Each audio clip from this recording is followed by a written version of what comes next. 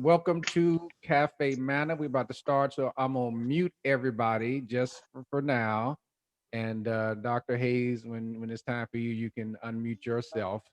Um, but I'm excited, and the first thing I want to do is just welcome everyone to Cafe Manna. It is a virtual gathering space for community, for conversation, and for encouragement. It is not a church service. There is no worship or anything like that going on. We do have a brief word of encouragement because it is a Christian community. So even though it's a gathering space, it's still a Christian community. And I certainly want to welcome all of our first time visitors to Cafe Manna and want to encourage you to continue to come back. And we get some more people coming in here. And so, just a couple of announcements that I'm going to post in the chat if I can find where my chat is. I guess, oh, there it is. I got too many windows open. So, just a couple of announcements, and I just put that stuff in there for your ease. Please sign up for our email list at hotsministries.com. Um, if you sign up every first day of the month, we put out a blog, and so you get that automatically. If I'm going to be speaking somewhere, typically those notifications will come through the email as well. I already do it on Facebook and social media and those types of things, but that email also is a way you can do that. Please like and follow the HOTS Ministries Facebook page because that is the instrument through which Cafe Manna really happens. Share this live stream on your Facebook page. If you have a Facebook account, you can just go to HOTS Ministries. You will see the live stream of today's or previous Cafe Mannas, and you just hit share and put it right on your page. It's just that simple. And then, of course, invite others to join the cafe. So, with that, I am excited about tonight. As I told you all, on fourth Thursdays will now be dialogue with the doctor. And no, I'm not talking about Dr. Fauci, but I'm talking about a doctor who is near and dear to my heart, and that is my wife, Dr. Latonya Hayes. She is the founder and president of Peculiar Treasures Christian Counseling Services in South Holland, Illinois. Her office is right there by a school, and so you can learn more about Peculiar Treasures Christian Counseling Services at peculiartreasuresministries.com. She is a licensed clinical professional counselor, so she's licensed to practice this in the state of Illinois, but she also has her PhD in Christian counseling. So she not only can tell us what Freud and Jung says, but she can more importantly tell us what God says as we deal with our emotional and psychological issues. And as she always likes to remind me, she is an ordained minister. So she would rather I call her evangelist Dr. Hayes than Dr. Hayes. But tonight we're having dialogue with the doctor. So please help me welcome, as she unmutes herself, Dr. Latonya Hayes, who will facilitate today's conversation with us. Hello, everyone. Isaac, no. He said this was in an informal setting, and I'm still the doctor. I don't understand that. But I'm glad to be a part of the Cafe Manor. I've been enjoying what I've been hearing and all the interaction and the conversation and the talking that we've been having here lately. I know he asked me to do something on isolation or isolate and that kind of stuff. So I'm going to be obedient and I'm going to do that. But I do want you all to participate. I'm going to be asking for dialogue and conversation because that's what this is. So we're going to go ahead and jump right on in. So the word isolate, when I begin to think about isolate, from a psychotherapist standpoint, I always think about my clients. If they tell me they have isolation, I automatically start looking at a diagnosis like, what is this symptom connected to? And typically, if you see isolation, or sometimes we say loneliness, it can be connected to depression, anxiety, suicide. These are like the main disorders that we really become concerned, because when someone is trying to isolate, it's telling us that they do not know how to handle what is confronting them. They're running away. This is their coping mechanism, to isolate. So I took the liberty to do an acronym for isolate, and Isaac's going to put it in the chat. And isolate, from the psychotherapy standpoint, that I would think of, with if I'm hearing someone is isolating, I will begin to get concerned. I would think about these things from this acronym of isolate. It will be inner suffering over life's anomalies, tumultuous effects. So inner suffering over life's anomaly, tumultuous effects. What do I mean by anomaly? Anomaly is something that deviates from what is standard, normal, or expected. So when we were called into isolation and we began to deal with this whole pandemic of COVID-19, this was something that was not normal.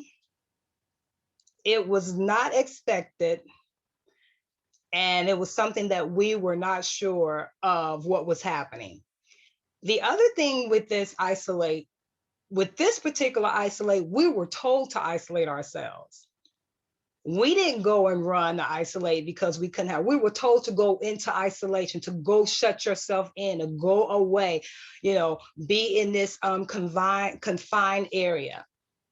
And then tumultuous for the T, full of confusion, change, and uncertainty. Did anyone have any feelings of uncertainty, confusion, and the whole shebang when this thing jumped off in March of 2020? So let's have some conversation. What do you all think of the acronym that was just posted? Did anybody feel that anomaly? Something that deviated from what was your standard, your norm, or your expectancy? Anyone want to share? Come on, listen, talk. You all can get unmute yourself. Let's just begin to talk.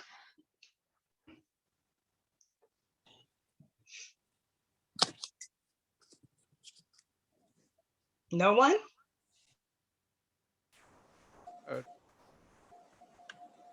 Hi, it's Debbie Ann. Can you hear me? Hi. Hi. I did feel a lot of isolation. I was taking care of a sister.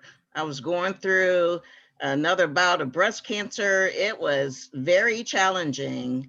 I felt very isolated, a lot of times alone, overwhelmed, and couldn't go to church. So that was very challenging for me. Still a little challenging because I really miss, so would go on Tuesday and Sunday. So, I feel almost like you've been abandoned out in space. So I'm trying to get past that. Okay. All right. Thank you for sharing that, Devion. Anyone else? Yeah, for me, this has been an interesting experience because I've had both ends of the spectrum because I work in healthcare. So I was actually seeing everything that was going on the front lines at our hospital. Plus, also knowing that we had to isolate. And what made it even worse too is I'm originally from Michigan. I'm not from Chicago. So all of my family lives in Michigan. So I didn't get a chance to see a lot of my family, my friends.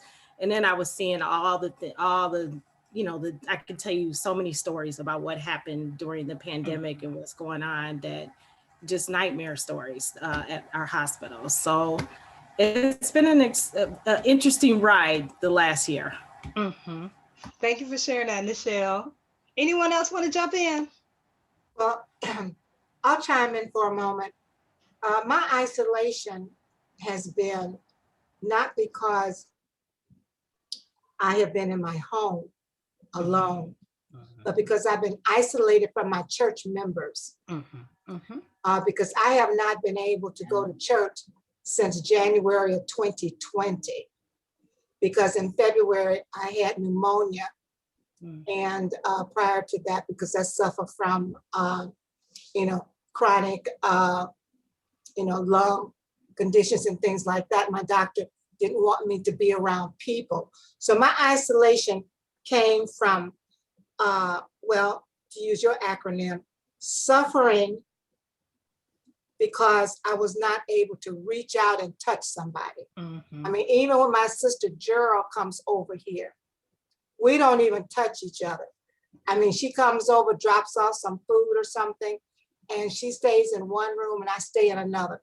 So that's my concern about what's happening in the world today, that we're just being isolated from each other and we can't feel and touch the love of each other.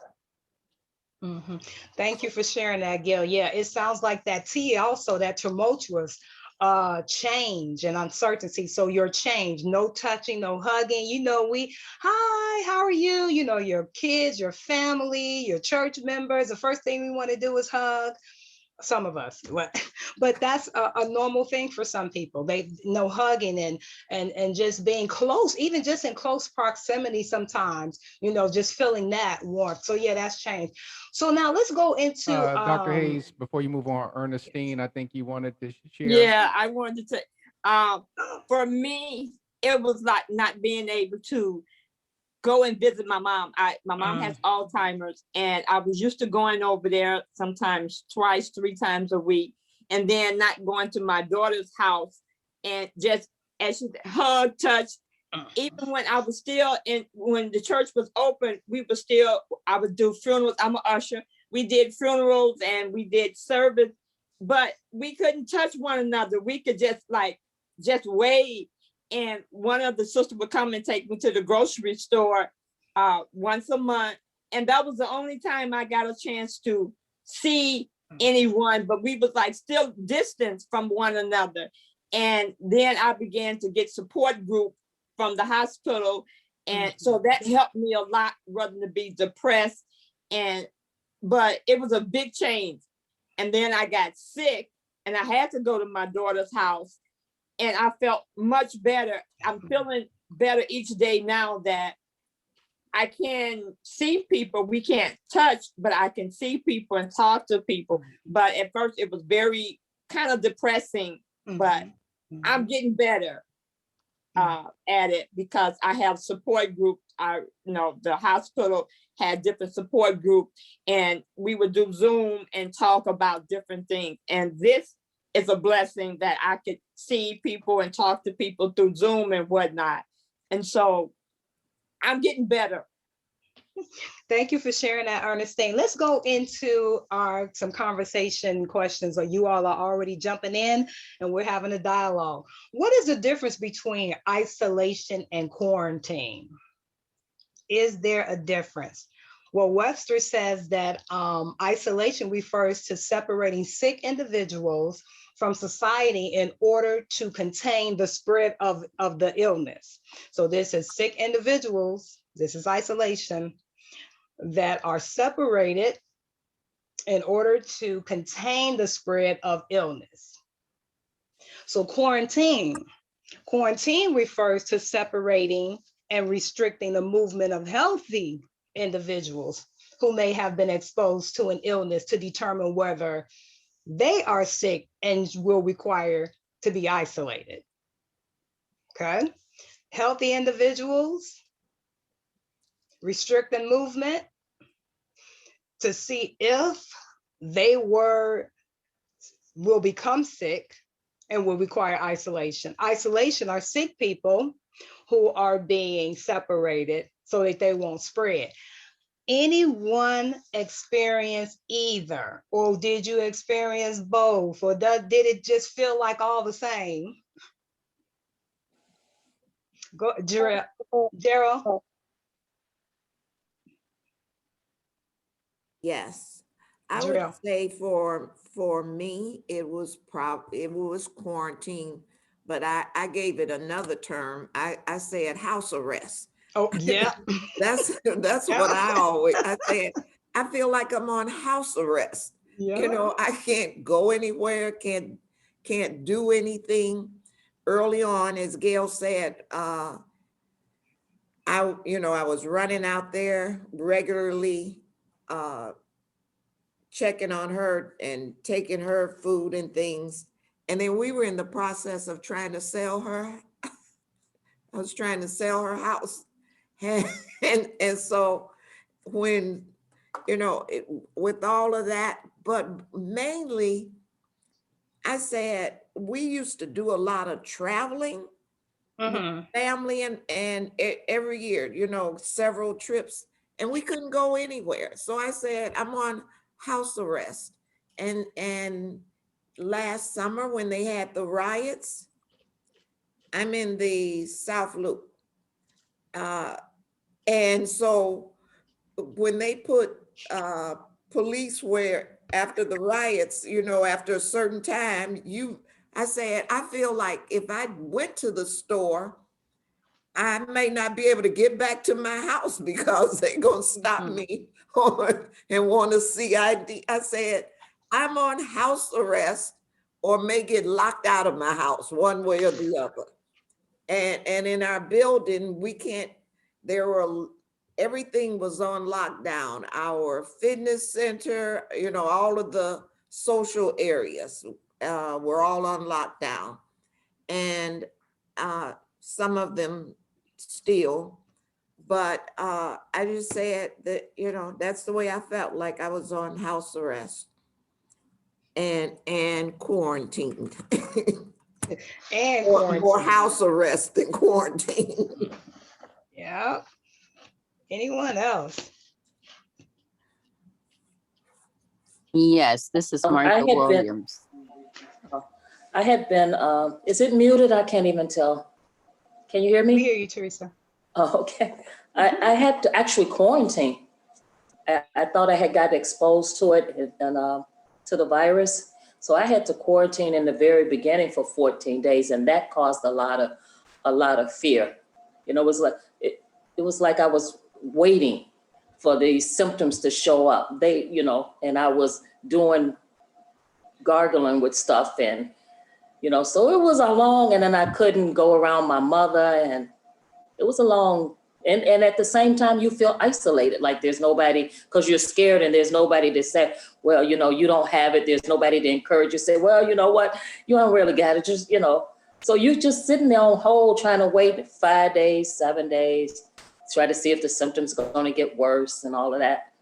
So it was kind of scary. Yeah, it was scary. And I felt guilty, because my coworkers, I felt like I should have came out of retirement and went back into the nursing profession to help out. So it was a whole bunch of stuff because but at the same time you feel relieved too, so it's back and forth. Okay, thank you for sharing, Teresa. Isaac is telling me that some other people need to jump in. So Isaac, if you need to go ahead and kind of coordinate who's coming next. Crystal? Okay. How you all doing? Good.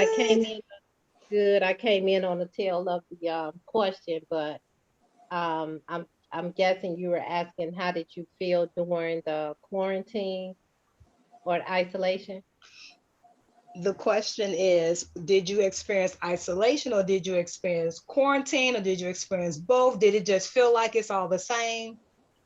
Isolation, but it was, to me, and I hate to be the oddball, but to me it was welcoming, almost, because I go.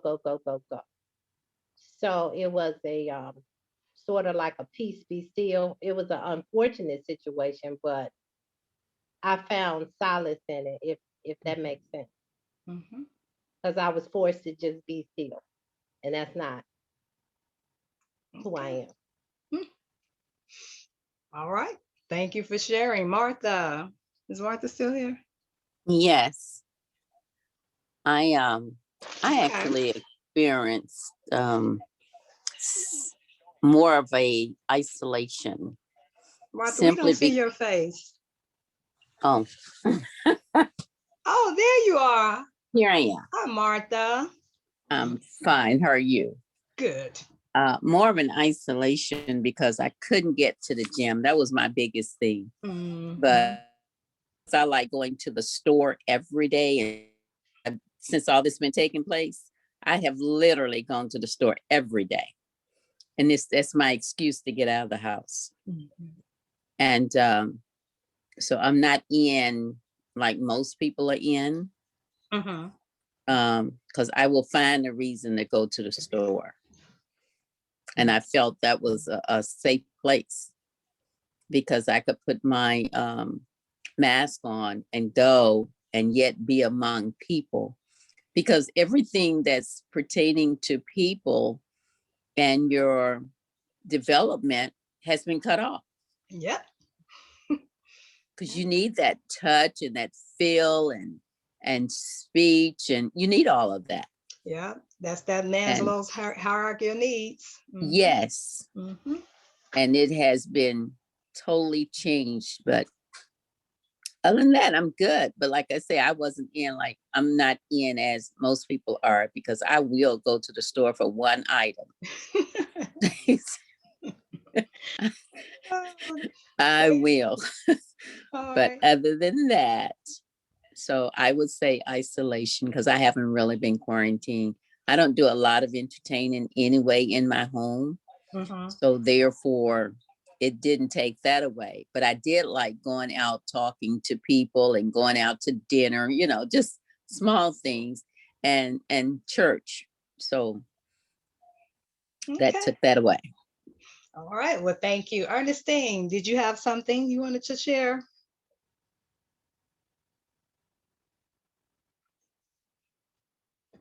You're still muted, Ernestine.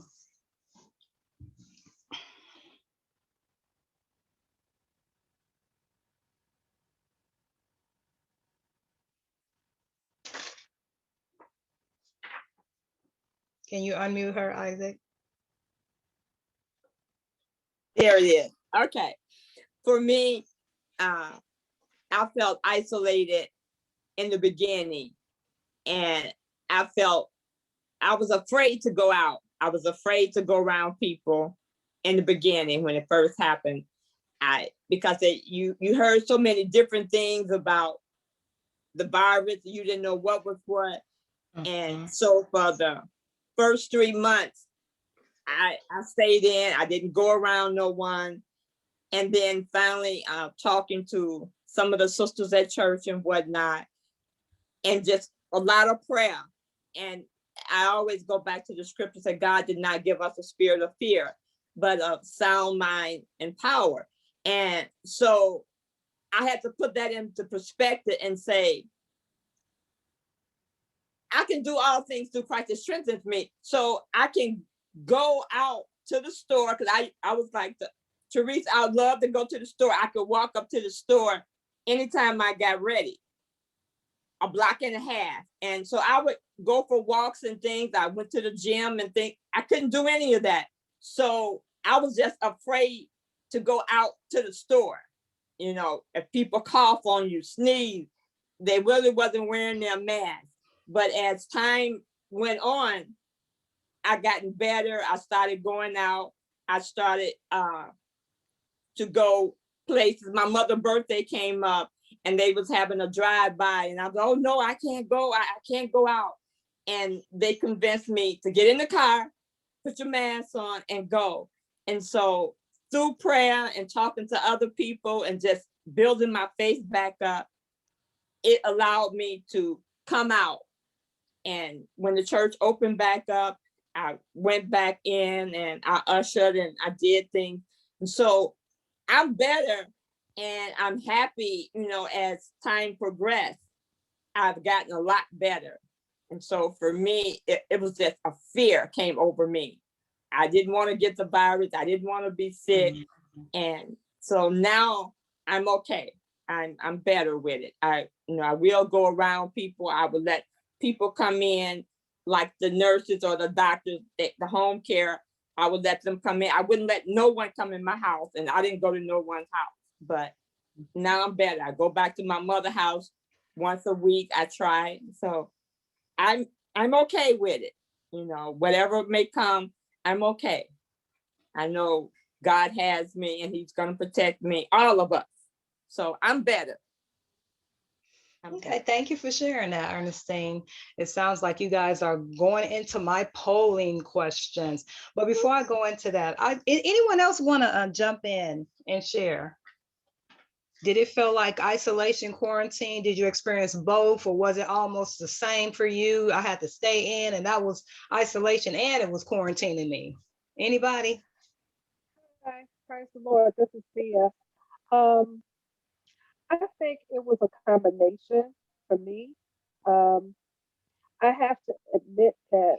You're breaking up, Thea. Okay, can you hear me now? You were breaking up a little bit. Go ahead.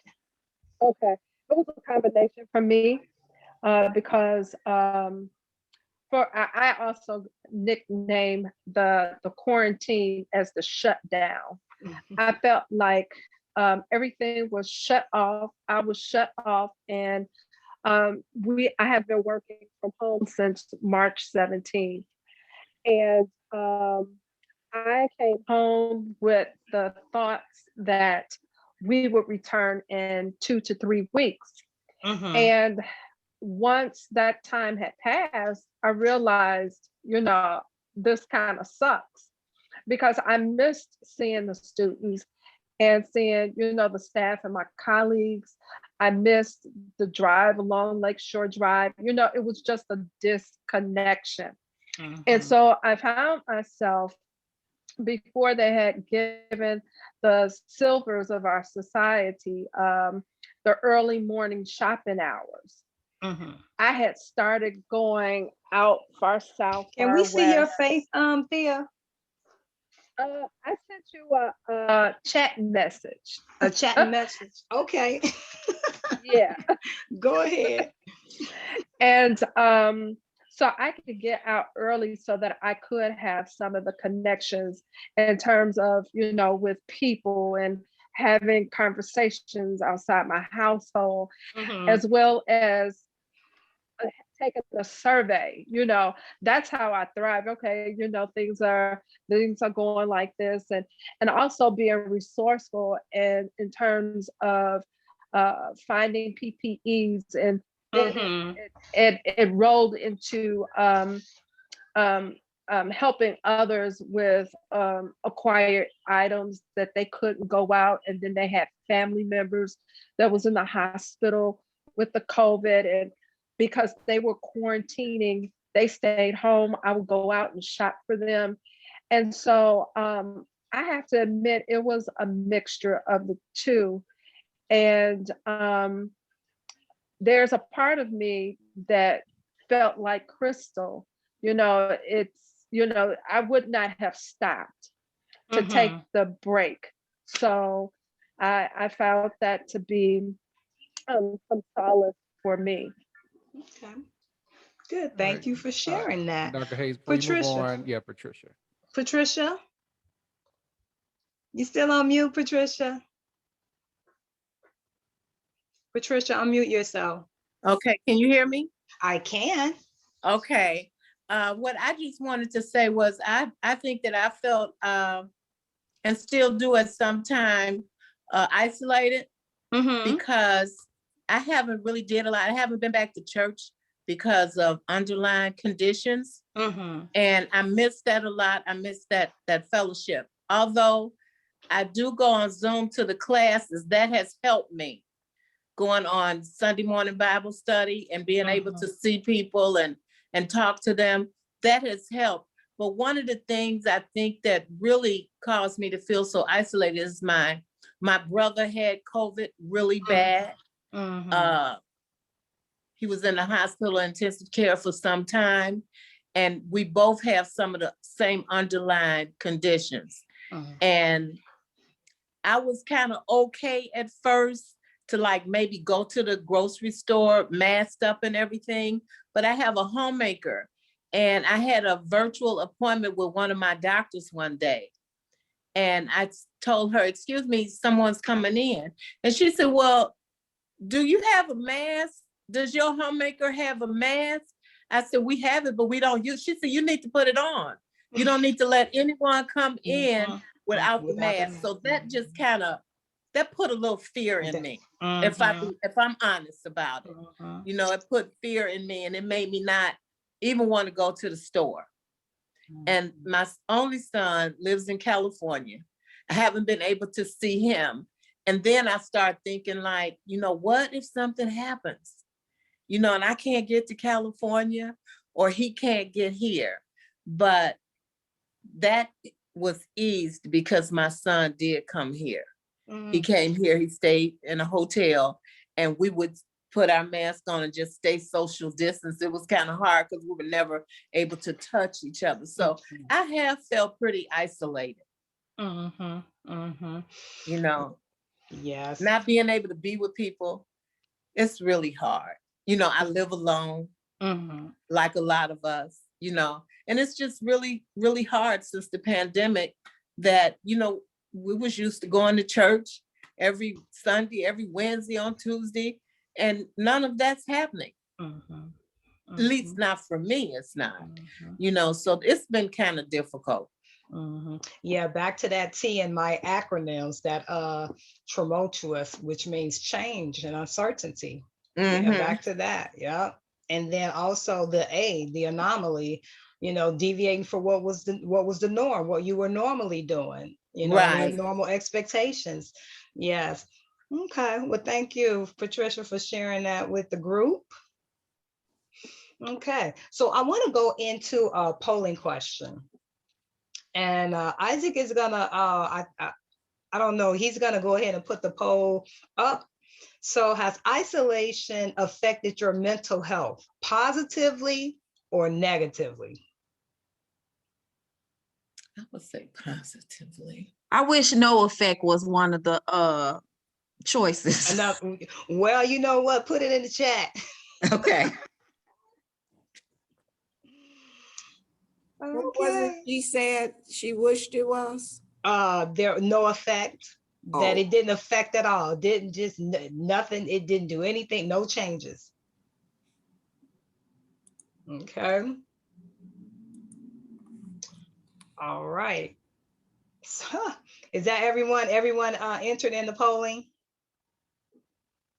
Should I go ahead and tell what the results are now? If everyone entered, yes or no? So it's okay. It just moved. At first it was 50-50. So we got 60% said positively and 40% said negatively. Okay. Let's go to the next poll question. Did isolation reveal anything about your personality, your characteristic, your behavior or pattern?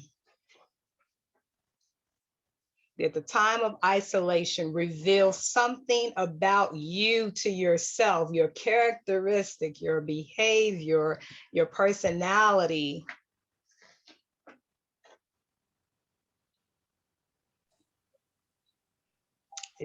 Did everybody get to And Dr. Hayes, I was just going to say, for this poll, they can select more than one if multiple areas they've noticed something of a revelation. So you can select more than one? Your personality and your character and your behavior, your pattern. Okay. Did everyone get a chance to chime in on that polling?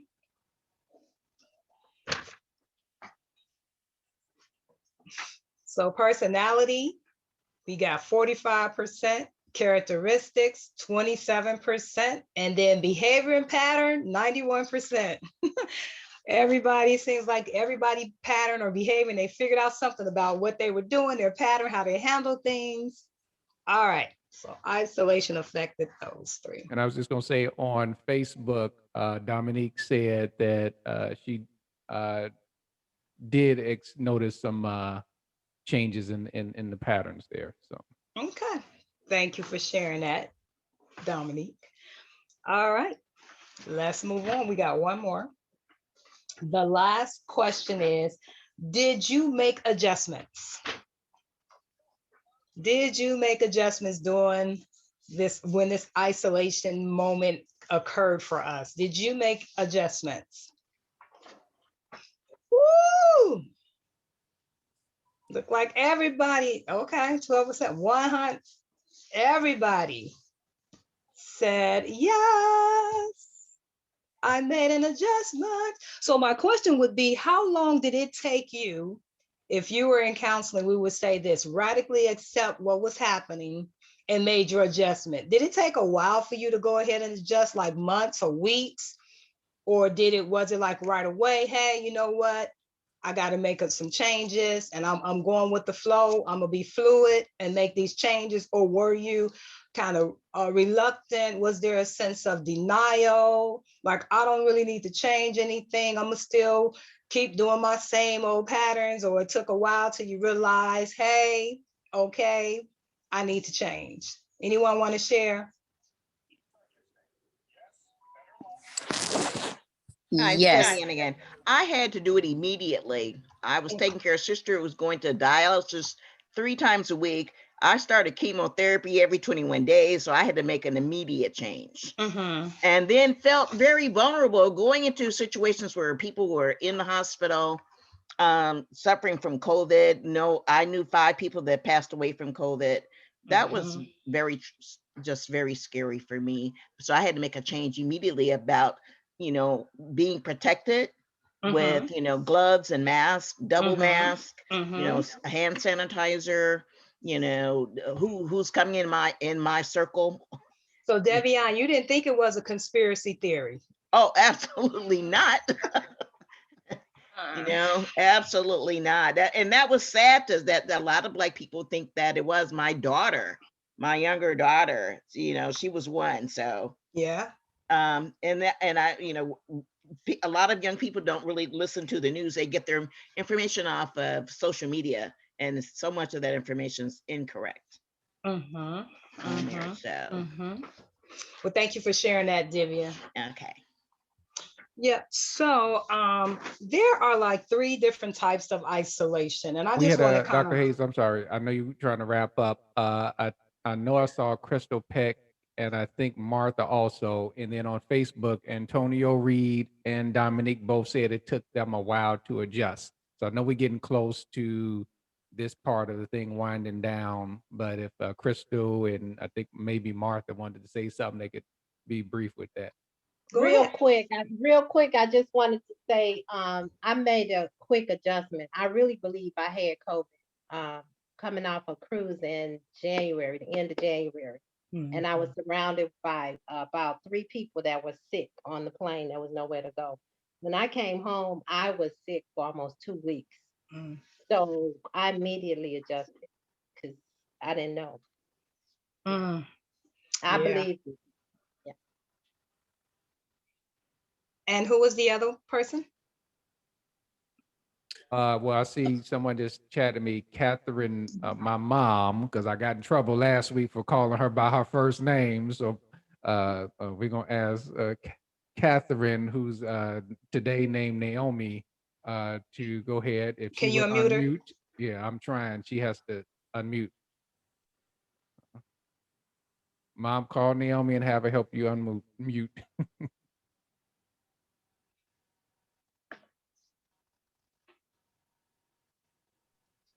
All right, there you go. Yes, we can hear you. Hey.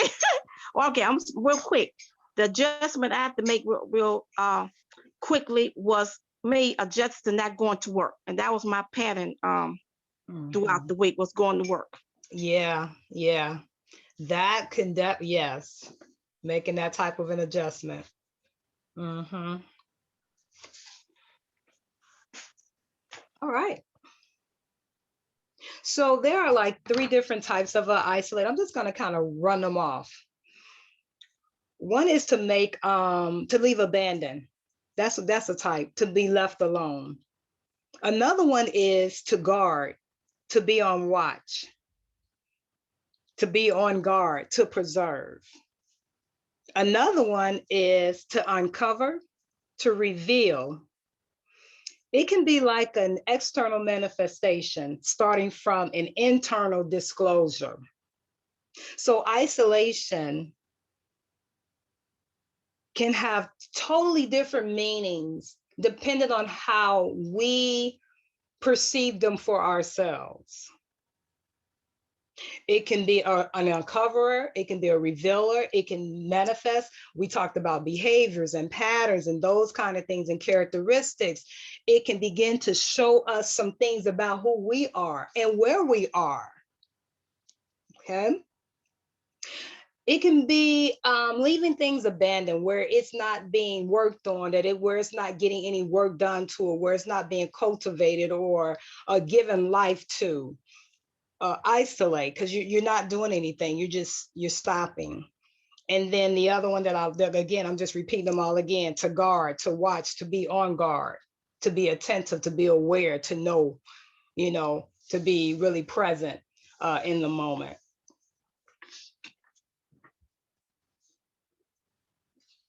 So those are the 3 different types. And I think, do we have, so my next, I'm looking at what Isaac had given me as far as my time.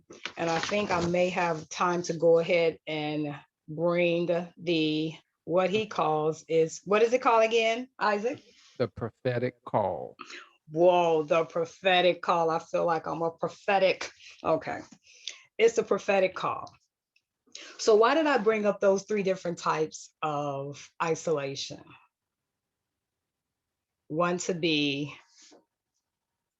left alone, not doing anything, not cultivating anything. The other one, to be on guard, to be aware, to be watchful. And the last one is to uncover, to reveal. While we're still walking through this moment in this time, I just want to give you some encouragement. And with my time to just sit and kind of think through with you all. And I hear one person already said, hey, you know what? It really didn't affect me. A lot of you all said we made adjustments quickly. Some people said it took me some time to make the adjustment. A lot noticed, hey, you know what? I realized that I do need socialization, as Maslow said, in the hierarchy of needs. I need those things. But the one thing about isolation in this time, it was a moment of preservation, to preserve. And I know in some sense, some mentioned, there were some, we lost loved ones, we lost friends, we lost a lot of people. I was doing some work, some temporary work with Blue Cross and Blue Shield, and I was responsible for calling people in the hospital. And every day I was dealing with people who were, experiencing COVID-19. Some of them made it through and some of them did not. I do know that we still have a God who is a very present help in a time of our needs. I was sharing with someone saying, we do hear a lot about the people who left and those things, but I think we should highlight and still talk about that God is still present. He's still healing, because there's a whole lot of people who got it and was healed, and they came through it and they were able to go on and continue on, because no matter what comes up or no matter what happens, God is still yet able. We know that life is uncertain, but death is sure. We understand that. I mean, it's sad to say those things, but we do understand that. To be absent in the body is to be present with God, because how do I mentally handle or really think through this? Because if we're talking about the mental stage of this thing. If I don't allow myself to have a mental concept about it, then I would be in fear constantly. But mentally, I can say God has given me something to hold on to and to even understand at least what death is, because death is going to happen. As sure as we live, every last one of us, we're going to die. We don't know how. It's sad that it happens through COVID for a lot of people right now. That's sad to hear. But mentally, if not, I'm afraid. I don't want to go here. I don't want to go there. You become just boxed in. But what I wanted to do is just look at Genesis, the 8th chapter, the 20th and the 22nd verse. And I'm thinking Isaac is putting it in the chat. And this is Noah. And some of you know the story about Noah. Noah had to build an ark because the Lord told him, look here, it's going to rain and people not going to make it. Now, I'm going to tell you, it's going to rain for a long time and people are not going to make it through. And so I'm trying to give you some kind of protection, some type of salvation so that you can manage through. So what I'm going to have you do, I'm going to have you to build an ark. And I want you to get into that ark and I want you to be safe and to be protected. Well, guess what? Going into that particular ark, he had to be isolated and quarantine, I guess, if you could say. But now I guess we just say isolated. He had to be isolated for what was coming up on the earth.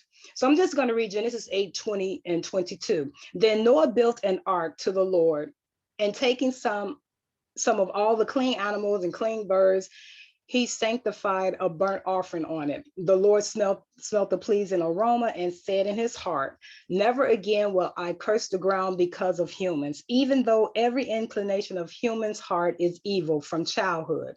And never again will I destroy all living creatures as I have done, as long as the earth endures, seed time and harvest, cold and heat, summer and winter, day and night will never cease.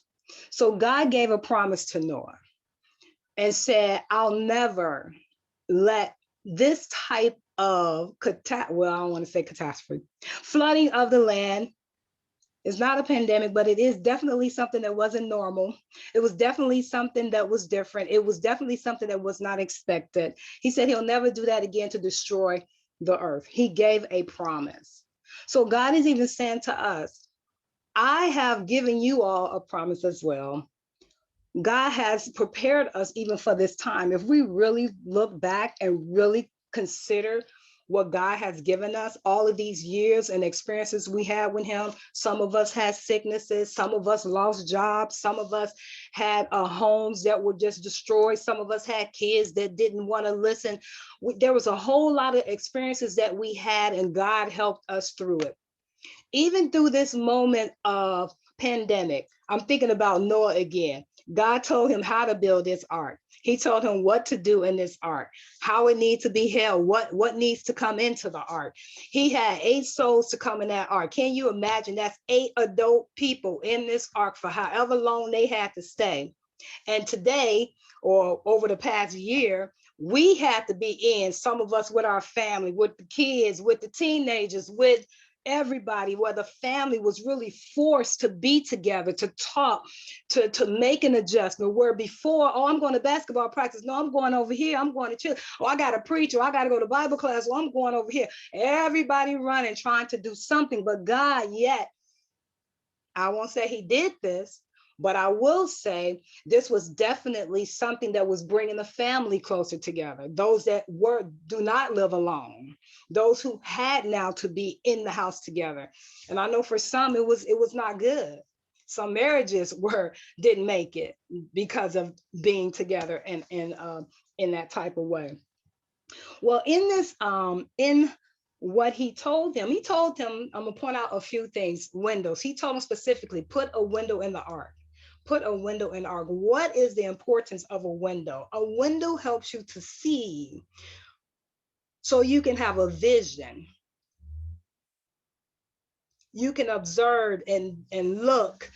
And that was one of the isolation terms I said, to reveal, to uncover, to be on guard, to watch, to look, to see. Without a vision, the people perish. And even when he was in that ark, when he didn't hurriedly get out and get out that ark, he waited. He waited. He had to send the bird out there. He had to, do those things before he just came right out. So even with us during this time, we need to have a vision. We need to be looking. We need to be knowing that God has something for us on the other side of this, but he also has something for us in the midst of this. Right now, there's some things you all started doing that you never thought you would do during this COVID isolation whatever. And that's like a manifestation. That's why I asked, was there some characteristics or patterns you learned about yourself? Was there some things that you considered? The other thing is decks. He told him to build 3 decks in that ark because you got to have the animals somewhere, the other folk, the people somewhere, and probably giving him a place to be isolated from them so that he can go pray and hear from God. We too need to also have 3 levels. We need to have mind, body, and soul during this time. I know for me, this isolation helped me to really work on my body, my physical. I begin to work out. I begin to eat differently, intentionally, on purpose. I begin to say, hey, God, you know what? I'm radically accepting this is what's happening. And I'm going to take this time and I'm going to use it. It also helped me with my spirit. I began to pray more. I began to throw more fasting time in, really trying to build my relationship with God. When, as you know, before someone mentioned, we run it. I think it was Crystal saying, being so busy, going here and there and doing this and that and the other and blah, blah, blah. So this was a time to regroup there. How much time I got? And the other one is the mind, not letting my mind race, letting my mind connect to what the words say about things. So when the negative thoughts were coming and the negative thinking about things, I began to say, okay, God, what are you doing? I'll always ask God, God, change what I see so I can see what you've changed. Help me to see what you're doing, not what I'm letting myself see around me, because God is always doing something. The last thing is provision. God told them he was going to provide for them, and he did. He told him what to put in that ark. They had enough food. Nobody was taking each other's food. They had enough clothes. They had all those things. And even during this time, it makes us think about it. God will take care of us. And he said he wasn't going to destroy anything. He made a promise. And one thing about God, he is consistent. He is a consistent God. So that's my encouragement to you. And I think I'm on point for prayer time, because the Bible says men are to always pray and not faint, because that's a way of talking. That's catharsis. That's what we say in a psychotherapy. It's a way to talk. So I'm going to let Isaac take on the rest of this part. And thank you all for allowing me to be to talk during this cafe manner. Thank you. All right. Thank you, Dr. Hayes. Can we give her a hand? I know you got No hands hand. on your thing and on No Facebook. hand. I know we got people on there sending up hearts and all kind of stuff. So I know she trying to butt me out the way, but that's all right. I expect that. I'm used to it by now. But we thank God for Dr. Hayes. And again, you can learn more about Peculiar Treasures Christian Counseling Services at peculiartreasuresministries.com. And that's where you can learn more about her Christian counseling practice.